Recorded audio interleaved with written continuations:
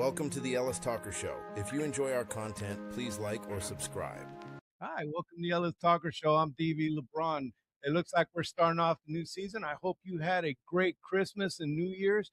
Now it's time to roll into election season. Today, my very special guest is Mr. James Buford. But before I get to him real quick, I just want you to know, check out K&H Construction out of Waxahachie, local guy, Chris Helms. If you got any construction needs, reach out to him and let him know DV LeBron sent you. So again, my special guest is Mr. James Buford. How you doing, sir? Hey, I'm doing good. I appreciate you taking the time to have me on your show. Again, it's always a thrill. I'm looking forward to getting started. Well, thank you so much for coming on. And again, thank you for wanting to serve your community and put yourself through this grinder again to run for Congress. So tell me, what made you want to do this again? I don't know when to quit, I guess. No, you get on a journey and you believe in, the thing that got you in it is the thing that keeps you driving and working and just grinding. And a lot of those things are just government overreach and what they have done to our communities, the chokehold that they have on our freedoms. And so I just got into it, and then I just kept grinding. I just believe that we can get it done. What would you say is the biggest thing that motivates you? Faith, values? What's your political philosophy? Faith motivates me. That's the biggest thing that motivates me is my belief in God and my relationship that I have with the Lord Jesus Christ. You look through scripture, and when you're called, there's really not a place to stop. So I would say through my life, from a young man to now, I'm like David. I was once young, now I'm older. I'm much older now, actually. I've just been grounded in the Word of God and what I feel that He has for us, and just to never just give up. That's just it. Just don't give up. Just keep grinding, keep working.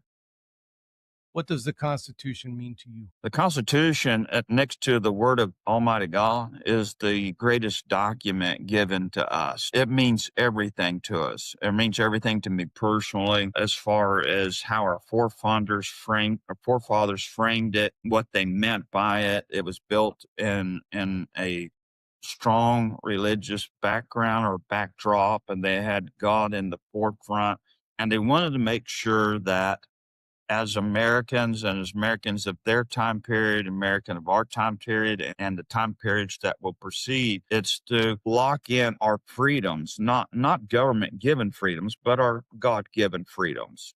So to mess with that is very upsetting to me. So much so that I put tattoo on my arm, "We the People," with the first three amendments also on my arm, and "In God We Trust" wrapped in the American flag, because I do believe in it. And I wish that all politicians, I wished all of America would. I wished everyone coming to America would believe in that and hold it as dear and true as that I feel it in my own heart and spirit. I plan on covering immigration here in a minute, but I definitely wanted to ask you something. There's a big challenge right now going on in the Republican Party between what is a Republican and does that mean conservative? Are you a Republican conservative, or are you just a conservative, or what is the difference in your eye? I understand the question that you're asking, because in the party I do see a divide. Someone explained it to me, that we're all Republicans, they're just different flavors. If you was to ask me where I would sit in the Republican Party, it would be conservative. I would be a conservative first. Back when I was a kid, back when Reagan was elected, you know, the conservative and the non-conservative would be the difference between the Democrat and the Republican. But as we progressed, they don't really talk about moral divisions. So back in those days when Reagan was here, everyone talked about abortion and they talked about where you stand morally and that kind of thing. But that's not the Republican and even the political scene we see today. It's not about that. It's not about balancing budgets. It's none of that. It's just how far left crazy we can get, or how conservative we can get. So I think there's a lot of different flavors and levels of conservatism. And I think that there's room for it in the Republican Party. I think the Democrats in Reagan's day would fit very well in the Republican Party of today. Because, we focused back then on capitalism, versus socialism and abortion versus, abortion rights, that kind of thing. So there's been a lot of difference, I think, Yeah. over the last few years and how it's changed. The political party has changed. Yeah, there was a big article on the New York Times about the difference in how the right and the left have parted, and the spread in between these philosophies. But one of the major issues that have been in the news as of late has been stuff to do with the border enforcement, and who's coming into our country and what they are doing or not doing. If you were elected, what would be your priorities when it comes to border enforcement and immigration? I believe that immigration is a very important part of our fabric. It's who we are as a people. We're very caring and open, and we want people that experience the American dream. I'm afraid that we're getting away from the pride of America and the real benefit of America. And I would say in the last several years that we've incentivized this mass illegal migration of people. And, when I was growing up, we talked about immigration from South America, but you talk about immigration today, look at Somalia, Iraq, Iran, Afghanistan, all these third world countries that are just flooding into our country, and they're not simulating to America's way of living. And I struggle with that part of it. If America is the greatest country and you want to come here, there's a reason you want to come here because we are the greatest country in the world, in my opinion. And I'm biased that way. I just feel that to my core. But when we incentivize the illegal mass migration from all over the world, and what I mean by that is if the federal government is using taxpayer dollars uh, to incentivize it to the tune that 47% of all social service dollars goes to immigration. So 47 illegal immigration, not let me clear that. 47% of federal dollars go to illegal migration.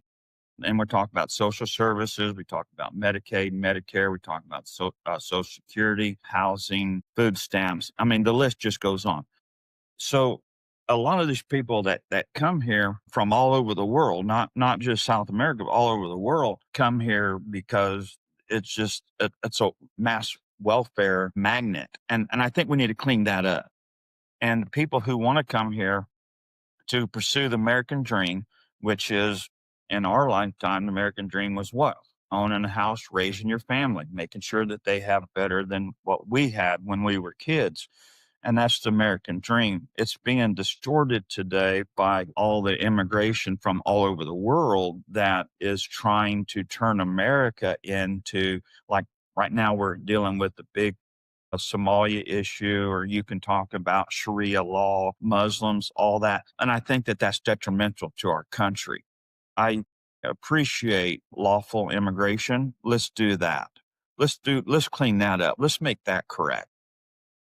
Is immigration a privilege or a right? It's definitely a privilege. Yes, sir. And Yeah. People who come here should feel privileged for coming here. DV, you served in the military. You've fought in places that you've seen more than probably what most people have saw. You've seen the poverty and the brokenness of third world countries. It's definitely a privilege to come here. yeah, I think some people forget that, and they don't know. I mean, a lot of people don't know. If you haven't had somebody try to sell you their daughter for a Pelelu ball cap, you definitely don't understand just how bad some of the rest of the world does have it. I mean, it Yes. really does change your perspective on things. One of the Yes, sir. biggest criticisms about how things happen, you had 13, 14 million, maybe more illegal immigrants walk over the border during the Biden administration. Yes. There's a lot of people that need to be taken care of, that needs to be addressed. And there was some children missing. It was a big issue, and that just went over. But there's been criticisms about how the president is doing it now, how he's going about the deportations and how they're doing it. And of course, the media is, you know, making it extra. So I want your thoughts about how the president is doing and uh, doing going about this immigration enforcement. I honestly think he's probably doing the best that he knows to do, given the such a stagnant or a huge number. Like you said, we don't even know how many millions of people came across. So I know he started off with, getting the worst of the worst, and everybody can kind of get, behind that, support it. And he's had to really fight the establishment. He's had to fight the crooked judges. I mean, the attorneys and whatnot, and I think they're really trying to do that. And at every hand, it's an uphill battle for him. So giving his environment and what he's dealing with really isn't getting any support out of Congress, which is really surprising because we have a Republican Congress and we have a Republican Senate, and they could be actually doing some things to help the president to maybe tame down some of the rhetoric, let's get immigration in control, and then let's try to figure out how to fast track, if we can, the people that are really wanting to assimilate to America, not take it over. We're not talking about the terrorists and the rapists and the gang members, and we're talking about moms and dads, grandmas and grandpas that want better for their family. I don't want to just shut off our heart and just say a blanket, everyone is illegal, go, because there have been people that have assimilated in America for probably since I was a kid that might not have been able and still can't. They don't know how to get the right attorney. They don't know how the money to get that done, to go through the legal processes. I'd like to see us spend some effort and working on some of those items to where it can be easier for families that really do want to come here and simulate to America. To your question, Donald Trump, I think, is doing the best he can in the environment that he's been given. Do I think it needs some improvement? I do, yes. The process is a beast, and if somebody who has never had to go through that process, you wouldn't understand the amount of money, time, and effort that goes into it. Now, America's worth it. I'll say that every day till Sunday. I'll say it till I'm blue in the face. America's worth it, but it is quite a process. It isn't just, oh well, let me just get legal. There's a lot that goes into it. But there's something that you mentioned, James, earlier about the cost of these things. And right now we're 34 trillion and counting in debt. And it just keeps going up. It doesn't matter if there's a Republican, it doesn't matter if there's a Democrat, it just keeps going up. And Yes, sir. that's having all kinds of effects. The debt, just the interest on that debt is becoming more than we spend on defense. It is Yes.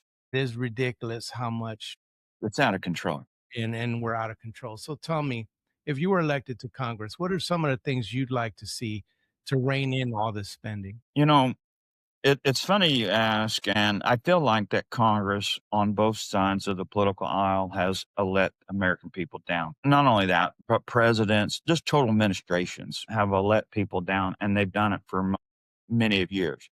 Again, when I was growing up, some of the key things that you would hear politicians talk about, especially a presidential one, is balanced budgets. We haven't had a balanced budget since 1993 when President Clinton was elected into office. And I remember him saying that he ran Arkansas and had a balanced budget and a surplus of money. We're lucky to be in Texas, and we have that in Texas also. So, to answer your question, I think what we have to do is to realize we've got to stop spending. So I've heard members of Congress even recently say, well, 70% of all tax dollars are already allocated for us. We're lawfully having to pay 70% of the 5 point whatever trillion dollars comes in every year through income tax revenue. So they only set on about 30% that the appropriations committee appropriates. Well, if that's the real truth and if that's the real reality, then we don't need an appropriations committee because we don't have no money. We're done. We've already spent. We can't just keep going. And I hear members of Congress say, well, we're back to pre-COVID spending. Well, you're still 2.5 trillion over what we're making every year. And I'm just a common guy with common sense thinking, I guess, if you will. I realize that if a company would run their business at a deficit like the federal government does, they would be out of business. And I know this firsthand. I've lived it and I've experienced it. If you personally ran your personal finance the way the government runs their finance, you would be writing hot checks and maybe be in jail because you're spending money you don't have. And so somehow, in some way, we have to bring accountability back to Congress, and there has to be a reality check that we cannot keep spending $2+ trillion a year more than we're making. It doesn't make sense, and we are going to be bankrupt. And one of the things that scared me through COVID is, I don't know if you remember, but you go to Walmart or a grocery store and they started limiting how much meat you could buy. I bought land, my friend, and I started raising my own cows because I'm going to eat, right? I want my family to eat. And I'm going to, I don't trust the government with that. We only have enough food in this country probably to feed us maybe less than 30 days. You saw how the shelves empty. We're not doing the right things taking care of America. And we're not doing it. And if we go bankrupt, and we will go bankrupt. It will happen. It's not a matter of if, it's when. And if we don't control it, it's coming. It's going to hit us like a brick. It is a big thing, and it's kind of maddening because if I spend $1 on a government credit card without permission, I will go to prison.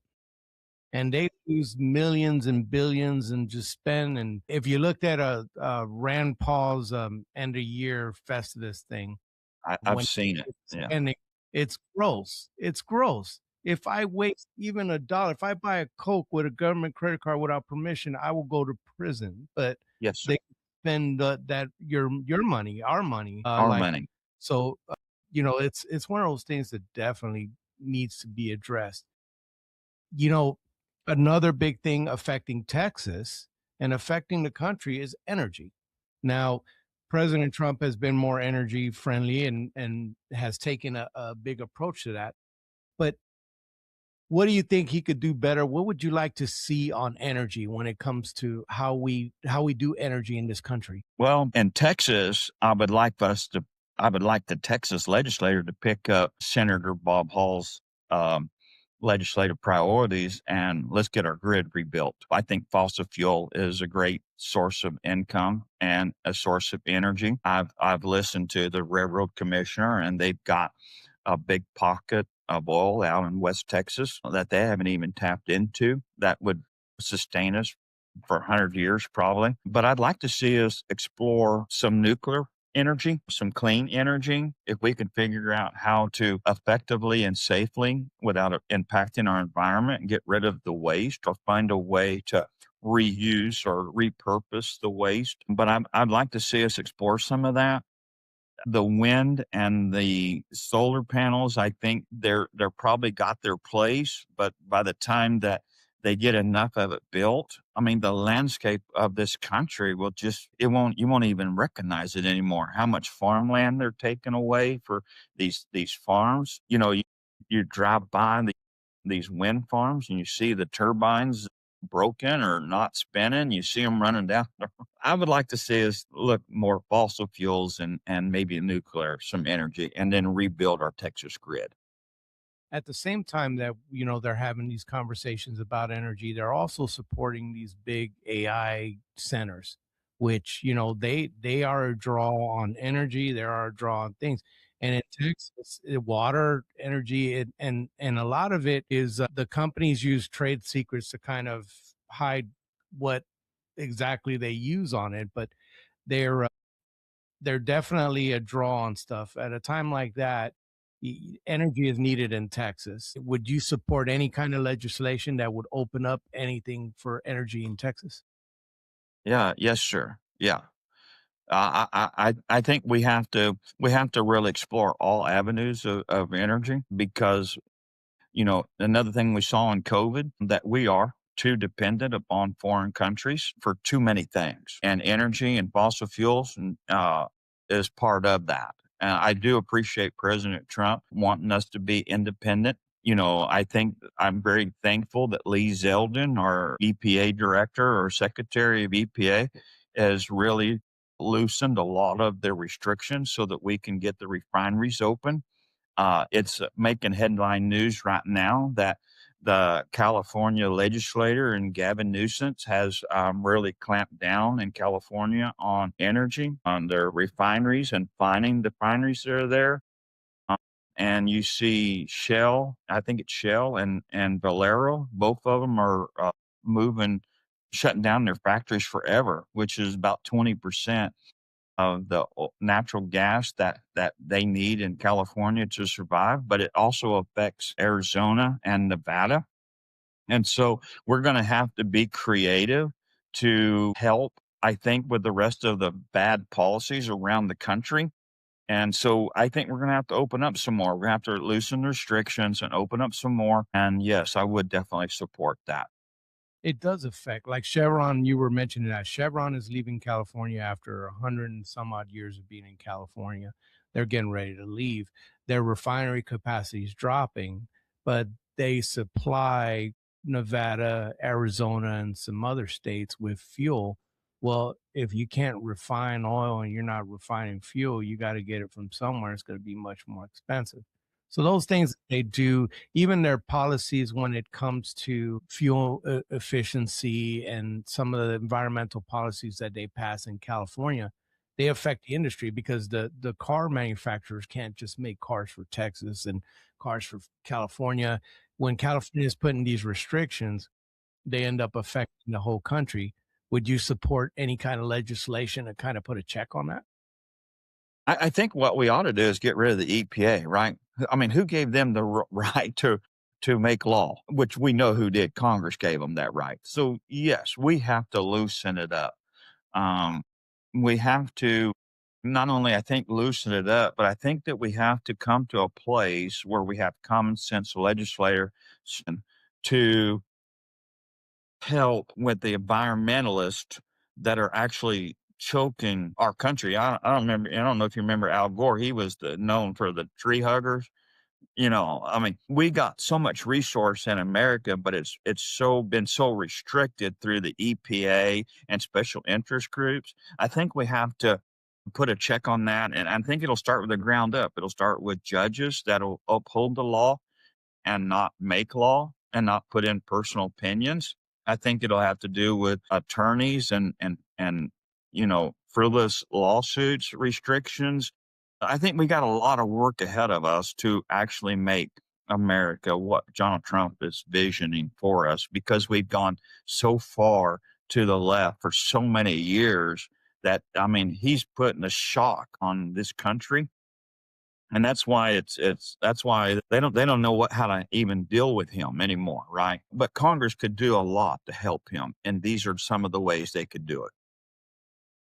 Recently there was a huge and long shutdown that affected many people, especially federal workers and other people who depend on government. And it was a big argument there. And one of the big arguments in that within that the Democrats were voting no, no, no to open the government was healthcare and these subsidies that Biden had passed during his term that gave subsidies to ACA. Now I'm old enough to remember when they passed the ACA with no Republican votes. I'm old enough to remember when they said that would save every American $2,500 a month. Well, now there was a big sticker shock because these subsidies are going away and the companies are raising their rates. So between the two, it's causing a lot of drama when it comes to the healthcare system in America. We're in real trouble with it. There's a lot of issues with it. A lot of people suffering, good people, that are having to deal with what's going on with the healthcare industry in America and healthcare. So tell me, what are your thoughts on healthcare and what are some of the things that you'd like to do if you're elected to Congress? Well, I remember when healthcare I'm old enough to remember when healthcare was good. And that was before 2008, I guess, or whenever Obama, passed that, maybe 10, passed the universal healthcare that now has got nicknamed Obamacare. I think it really crushed, the industry, and how we thought and looked at, healthcare. I don't think that it is necessarily the federal government's responsibility to supply health care to all Americans. I think it's a privilege. It's part of most people's package when they hire on to a position, not all, but most. In situations where their companies aren't big enough, they can't supply health care, then maybe there should be another option. But anything that has to be subsidized is already a failure. It doesn't matter what it is. If you have to subsidize it, I think there's a town in Texas, I know there is, that, went 100%, I think, cellular panels, energy panels, the solar panels, and it's having to be subsidized by the federal government. It's already failed. If it can't make it on its own, it's already a failure. So it was destined to fail. It's failing now. And again, it was never meant to be long term. But when I say long term, when you talk about Biden's, his wasn't meant to be long term. It was just to get to another resolution. My problem with Congress right now is they're taking too many days off. Mike Johnson released them for over 40 days while you wasn't getting paid and other federal workers wasn't getting paid and many were getting furloughed. Congress was sitting at home. What were they doing? I don't care. Doesn't matter to me what they were doing, but they wasn't doing their job. Why wasn't they back in DC? Why didn't Mike Johnson let them go? Why wasn't they there for 40 days trying to figure out how to put healthcare and fix the system or have a backup plan? And why aren't they? Why aren't they there now? They're failing American people. And I can't stand the fact that they use the government shutdown as leverage to blackmail one another. That's wrong. And we should take away that leverage from Congress where they can never shut down the federal government again and hold Americans across this country, those that serve us, those that work every day to provide services for us. They should never be shut down or in fear of being shut down or in fear of being furloughed because Congress can't get it together. And that's my beef with that. Would you support when it comes to that, the shutdown, maybe their pay being suspended as well, maybe passing legislation so shutdowns don't happen anymore? Would you support legislation like that? Yes, absolutely. Matter of fact, I'd want to introduce it. That we take that leverage away so that no matter if a Republican or a Democrat is in power, they can't use that as a leverage. And for sure, if Americans aren't getting paid, why is Congress getting paid? I don't understand that. I just don't. I am floored by it. They're a government employee, but they still are able to receive and there's still life goes on for them and there's no real push or urgency. It's a problem that needs to be fixed. And I don't know how to fix it, but we got to do something better than what we're doing. Congress is broken. They have the approval rate of, sand in the eye. I mean, it's just they are broken. And do you support, like, there's different things that people have talked about, like term limits. There's the other one was insider trading because there's there's been a lot of situations, and a matter of fact, there was an ETF that followed Nancy Pelosi stock trades, where congressmen are going in there and they're making 150, 200,000 a year, whatever it is, and they're coming in, middle class, upper middle class, and leaving multi-millionaires. Okay, It's a problem. It's it's a corrupt. it's definitely a problem with somebody who's struggling to pay the bills and having to deal with the things that you deal with on a daily basis. To see somebody working in the government like that and coming out a millionaire because they get to look at stocks that you don't. That's pretty disheartening. So do you support term limits and maybe a ban on insider trading? I support term limits and I support ban on inside trading. And when you talk about it, they know that not only do they watch the stocks, but they know because they're in closed door meetings. They have the foreknowledge, if you will, on how companies are doing or even how policy will affect a company up or down. And that's where it gets wrong. I don't think they should be able to do that. I don't think that Nancy Pelosi should have what she has. I don't think Elon Omar should have $30 million net worth. I don't think that politicians should have $2 million to spend on a campaign. I think that there's so much of that that is so distracting from the real goal and what the job really is. And it is to understand the needs of your constituents and vote accordingly and understand that. And they're so disconnected. They're so far away from everyday people that the reality doesn't they can't even comprehend that people are struggling to put gas in their car. It eludes them. Yeah. It's unbelievable. It really is. It really is a true disconnect in some respects. Now you have a lot of PAC money, a lot of, you know, these different folks that are lobbyists and they're coming in and they're coming to Washington and they're running stuff. They determine Right. policy money through money because, you know, truth be told, you can't run a campaign for Congress without money. It's impossible. You need money to run it.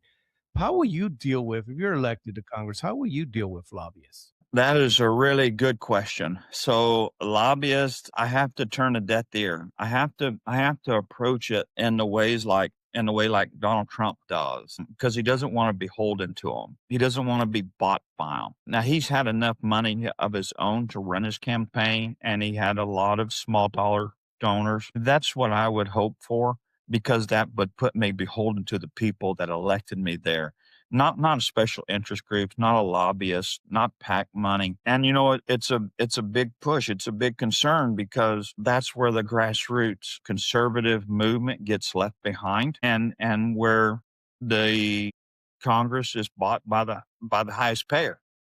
And they want to stay in office, they want to stay in power, and they become take the money, and no money comes without strings, as you know. It just doesn't. Even when my job, I give them my hours, they give me my check. It comes with strings. I got to show up every day. I got to do my job. I got to perform, and then they'll pay me. And so with lobbyists and PACs, that's what I think you end up having, and it is a slippery slope. Takes you on the wrong side of the path, because then you can't hold your head up high when you're around honest, hardworking people. Yeah.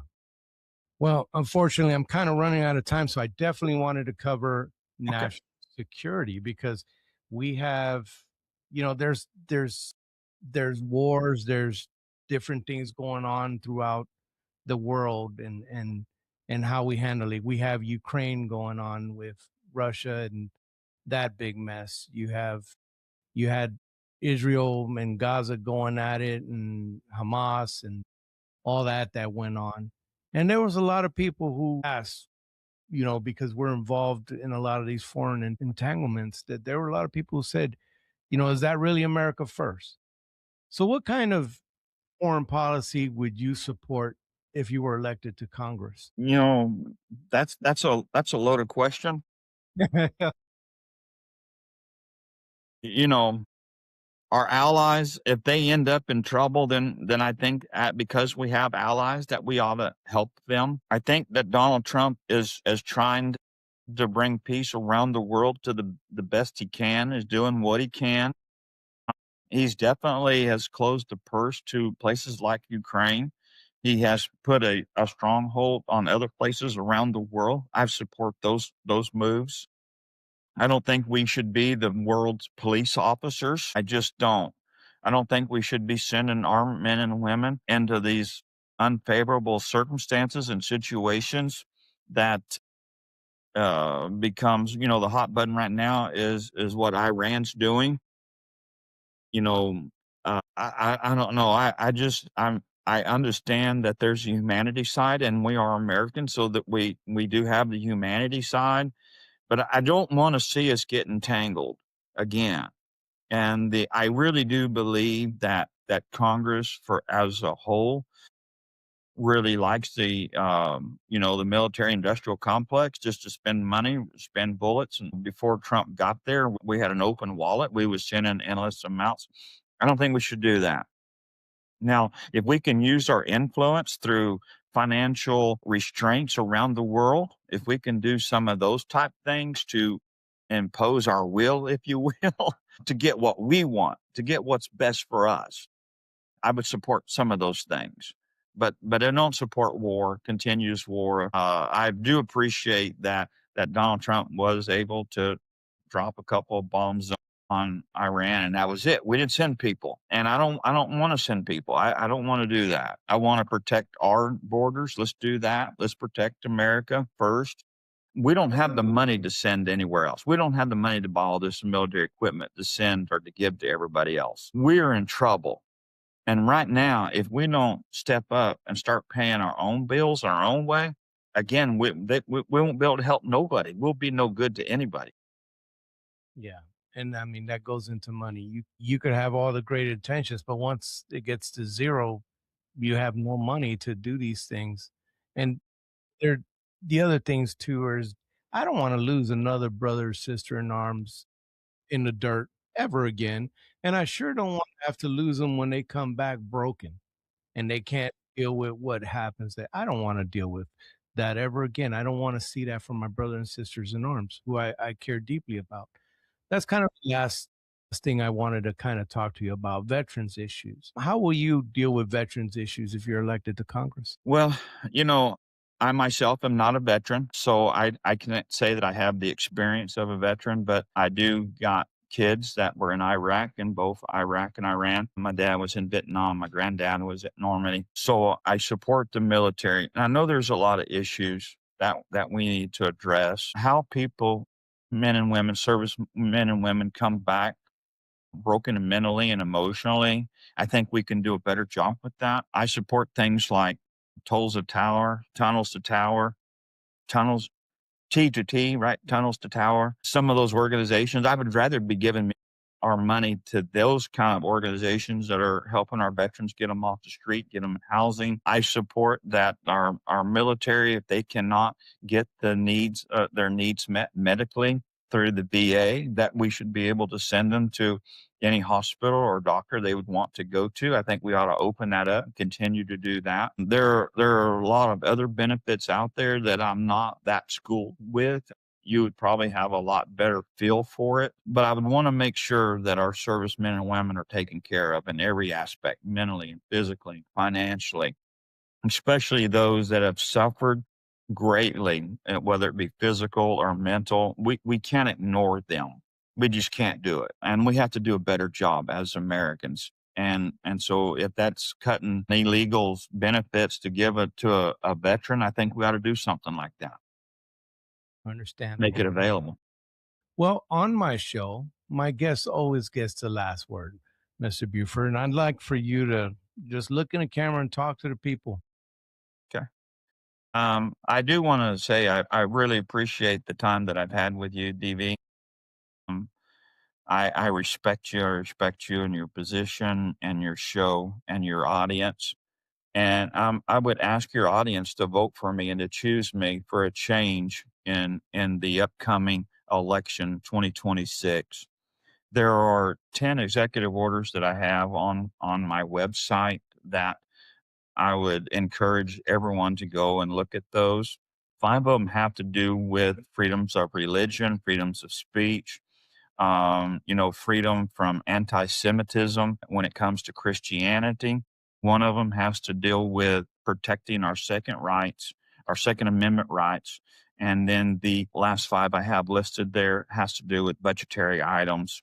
And so I want to see us do better. I want I want to see Congress do better. Right now, if you look on TV and you see the websites and you see the commercials and the push cards, and all of them are taking credit for closing the border. Well, they didn't close the border. Republicans didn't do it. It was Donald Trump that closed it. They were in power. They just chose not to do nothing, and they're still not doing anything.